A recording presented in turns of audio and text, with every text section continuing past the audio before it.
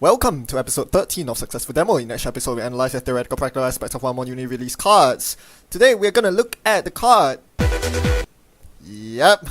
Unfortunately, as cool as this name might be, I don't really like this card's design. And I think you all might know why.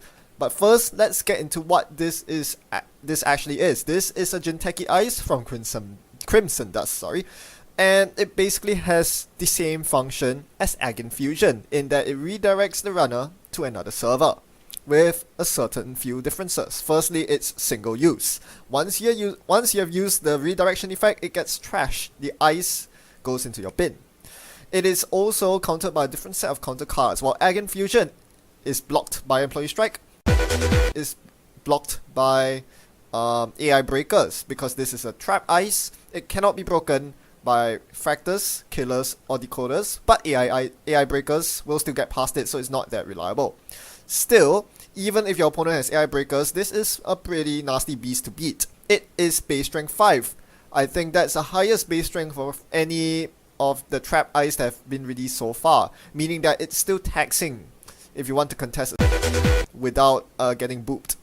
More importantly, it stays installed if the subroutine is broken, so it actually becomes a very taxing force if you are forcing players with AI Breakers to break the subroutine. One important difference between this and Fusion that makes this a lot weaker is that it doesn't force encounters. So you cannot redirect the runner to a nasty piece of ice like Chiashi or a DNA tracker and expect it to tax the runner, because they can jack out before encountering it.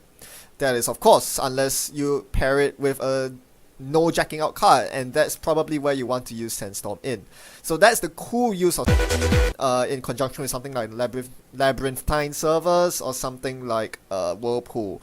But those are, I would say, pretty janky users, because those are not very reliable no jack out cards to begin with and not very powerful. So what I'm thinking of is that it's much better used as a replication, or something that can act as a permanent Fusion. Imagine if Fusion did not have the once per turn clause. Imagine if you could use it anytime, anywhere. That sounds broken, right? Yeah, only a very silly and incompetent game designer would come up with such a design for Fusion.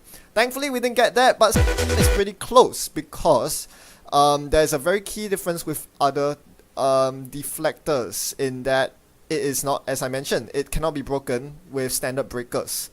As such, you can actually get this permanent Fusion effect if your opponent happens to not be running AI Breakers.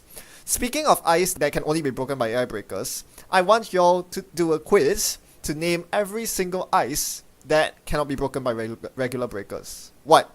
You thought this was just going to be a video where you can just sit back and just watch mindlessly? No! Put your brains to work, click on the link, I think it's in the top right corner right now, and go do the quiz. It's a very short quiz, it'll take less than 5 minutes of your time, and once you're done, you can get back to this video. No, seriously, go do the quiz. Trust me, it will enhance your experience of this video. Go do it now, and come back for the next video.